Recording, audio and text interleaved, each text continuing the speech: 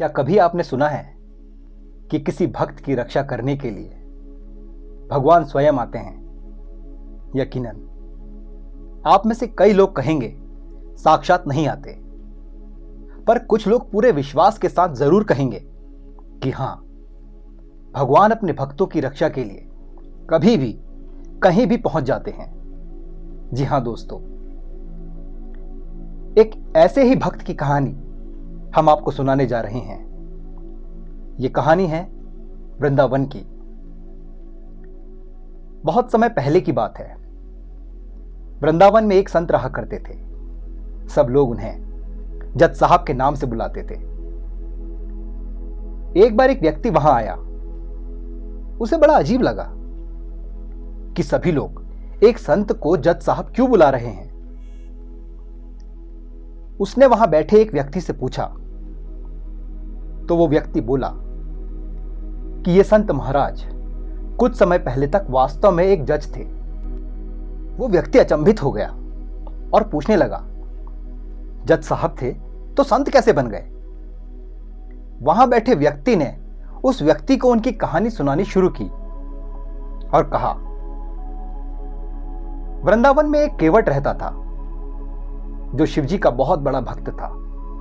एकदम सीधा और सज्जन पुरुष। दिन भर खूब मेहनत करता और ईमानदारी से जीवन जीता। एक बार उसके पिताजी ने कहा, बेटा, तुम्हारी बहन अब शादी के योग्य हो गई है। तुम साहूकार से थोड़ा कर्ज लेकर अपनी बहन की शादी करवा दो। केवट बोला, ठीक है पिताजी, मैं अभी साहूकार के पास जाता हूं। केवट साहूकार के पास गया और अपनी बहन की शादी के लिए कुछ धन कर्ज के रूप में ले लिया। कुछ समय बाद उस पैसे से उसने अपनी बहन की शादी खूब धूमधाम से की और फिर साहूकार का कर्ज उतारने के लिए धन कमाने दूसरे नगर चला गया। उसने वहां खूब मेहनत की और थोड़े समय में खूब धन कमा लिया और उसके बाद अपने गांव वापस आ गया और अपने पिताजी से बोला, पिताजी, साहूकार को उसके पैसे वापस करके हमें उसका सारा कर्ज उतार देना चाहिए। आप जाकर उसे उसका धन वापस कराइए। उसके पिताजी ने कहा, बेटा, कर्ज तुमने लिया था इसलिए तुम ही उसे वापस करके आओ। अपने पिताजी की बात मानकर केवट साहूकार के पास चला जाता है और साहूकार से कहता है कि अब तक का ब्याज लगाकर आपकी कितनी धनराशि बनती है वो मुझे बता दीजिए ताकि मैं आपका सारा कर्ज चुका सकूं। साहूकार ने हिसाब किताब लगाकर सारी धनराशि उसे बता दी। केवट ने पर्याप्त धनराशि साहूकार को दे दी। तब साहूकार ने एक पर्ची बनाकर उस पर लिखा कि केवट ने अपना सारा कर्ज चुका दिया है और अब उस पर मेरी कोई धनराशि शेष नहीं है। फिर वो केवट से बोला कि ये लो, इस पर्ची पर जो लिखा है पढ़ लो। केवट ने मना कर दिया। उसने कहा, मुझ पर विश्वास कर, आपने मुझे धन दिया। अब मैं आप पर विश्वास कर रहा हूं कि आपने जो लिखा होगा सही होगा। मेरे शिवजी हैं, वो सब देखने के लिए। उन्हें पता है कि मैंने सारा धन वापस कर दिया है। साहूकार ने फिर कहा, एक बार देख लो।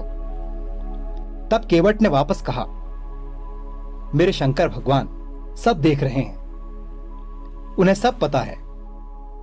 साहूकार ने सोचा कि केवट एक सीधा साधा इंसान है, क्यों ना मैं उससे थोड़ा धन और कमा लूं।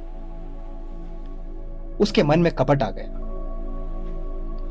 अब उसने पहली पर्ची एक पुस्तक में रख दी और एक दूसरी पर्ची लिखी जिसमें लिखा था, केवट ने मेरा धन अभी तक वापस नहीं किया है।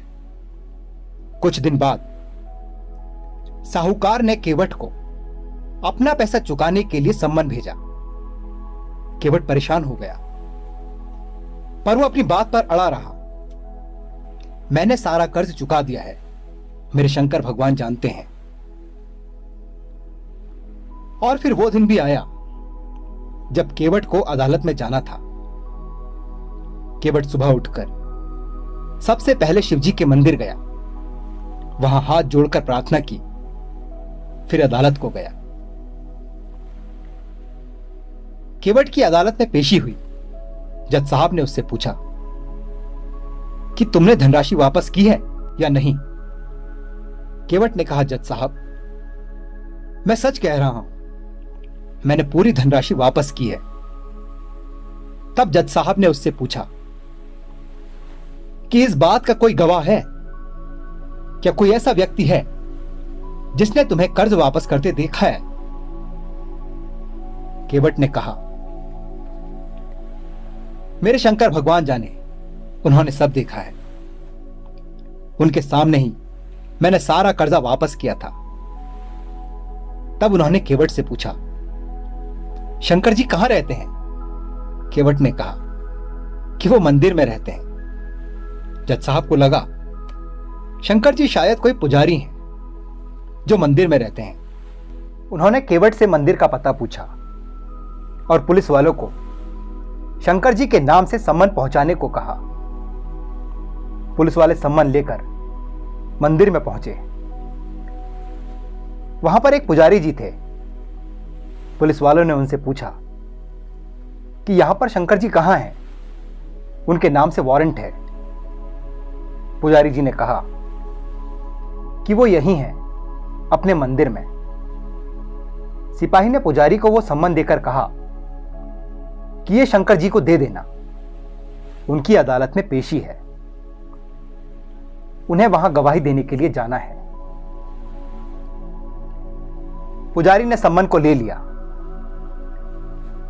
और शंकर जी के चरणों में रख दिया और प्रार्थना की, हे प्रभु, आज तक आपके मंदिर में चढ़ावे के लिए फल, मिठाई, पकवान और महंगे आभूषण ही आए हैं, पर आज पहली बार कोर्ट से सम्मन आया है। लगता है आपके किसी भक्त को आपकी जरूरत है। अपने भक्त की लाज रखना, उसकी रक्षा करना प्रभु। आखिर वो दिन भी आ गया जब भगवान को गवाही देने जाना था। केवट सुबह सुबह शिवजी के मंदिर गया और बोला, आपको पता है ना भगवान, आज कोर्ट में मेरी पेशी है, आपको गवाही देने जाना है, मैं इंतजार करूंगा। अदालत का समय हुआ। सभी लोग पहुंच गए। जज साहब ने पुलिस वालों से कहा कि शंकर जी को बुलाया जाए। सिपाही ने 3 बार आवाज लगाई, शंकर जी हाजिर हो, पर कोई नहीं आया। चौथी बार में एक बुजुर्ग व्यक्ति जो फटे पुराने कपड़े पहने था, सर बंधा हुआ था और जिसके गले में रुद्राक्ष की माला थी, वहां आया, जिसके चेहरे पर अद्भुत तेज था। सब लोग उसको देखते ही रह गए। जज साहब ने उससे पूछा, तुम कौन हो? उन्होंने कहा, मैं ही शंकर हूं। तब जज साहब ने पूछा, क्या तुमने देखा है कि केवट ने उस साहूकार का सारा कर्ज वापस कर दिया है? शंकर जी ने कहा, हां, केवट ने सारा धन वापस किया है। जज साहब ने फिर पूछा, क्या तुम उस वक्त वहां थे? शंकर जी बोले, हां, मैं वहीं था। तब जज साहब ने पूछा कि क्या तुम्हारे पास कोई सबूत है जो तुम्हारी बात को सच साबित कर सके? तब शंकर जी ने कहा, जी हां, साहूकार जहां बैठता है उसकी दाहिनी तरफ की अलमारी में एक लाल रंग की पुस्तक में साहूकार की लिखी सही पर्ची है जो उसने वहां छिपा दी है। जज साहब ने तुरंत पुलिस वालों को साहूकार के घर भेजा। वहां पर उन्हें मेज के दाहिनी तरफ की अलमारी में एक लाल रंग की पुस्तक में वो पर्ची मिल गई, जिसे लेकर वो जज साहब के पास आ गए और वो पर्ची देखकर जज साहब को यकीन हो गया कि केवट सच बोल रहा है। तब उन्होंने केवट से कहा कि वास्तव में तुमने साहूकार का सारा धन वापस कर दिया है और अब तुम आजाद हो। इतना कहकर जैसे ही जज साहब शंकर जी की तरफ मुड़े तो उन्हें वहां पर कोई दिखाई नहीं दिया। जज साहब ने केवट से पूछा कि वो व्यक्ति कहां है। तब केवट बोला कि वो तो चले गए, वो जिस कार्य के लिए आए थे वो उन्होंने पूरा किया। जज साहब हैरान हो गए। वो केवट से बोले कि ये शंकर जी रहते कहां हैं। केवट ने कहा, अपने मंदिर में, उनके बहुत सारे मंदिर हैं। जज साहब ने एक सिपाही को बुलाया और उसके साथ अदालत से सीधे मंदिर में गए जहां सिपाही सम्मन लेकर गए थे। उन्होंने पुजारी जी से शंकर जी के बारे में पूछा कि वो कहां हैं। पुजारी जी उन्हें मंदिर में शिवजी के सामने ले गए और बोले जिन्हें आप ढूंढ रहे हैं वो शिव शंभू, भोलेनाथ ये ही हैं। जज साहब हैरान हो गए। उन्होंने देखा कि वो मूर्ति हूबहू उस बुजुर्ग व्यक्ति से मिलती है जो अदालत में आया था। उनकी आंखों से आंसू बहने लगे। घर जाकर उन्होंने खुद को अपने कमरे में बंद कर लिया। अगले दिन उन्होंने अपना इस्तीफा दे दिया। सभी ने उनसे पूछा कि आप ऐसा क्यों कर रहे हैं। तब वो बोले कि जिस परमेश्वर की अदालत में एक दिन सबको जाना है वो स्वयं मेरी अदालत में आए थे और मैं उन्हें पहचान न सका। मुझसे बड़ी भूल हो गई है। वो मेरे सामने खड़े थे और मैं बैठा रहा। जो सबको फैसला सुनाते हैं मैं उन्हीं को फैसला सुना रहा था। तब से जज साहब ने खुद को भगवान शंकर की भक्ति में समर्पित कर दिया। वो रोजाना भगवान शंकर के मंदिर में जाते हैं और बाहर से ही दर्शन करते हैं। दोस्तों, कैसी लगी आपको भगवान शिव और उसके भक्त की कहानी? आप हमें कमेंट बॉक्स में जरूर बताएं।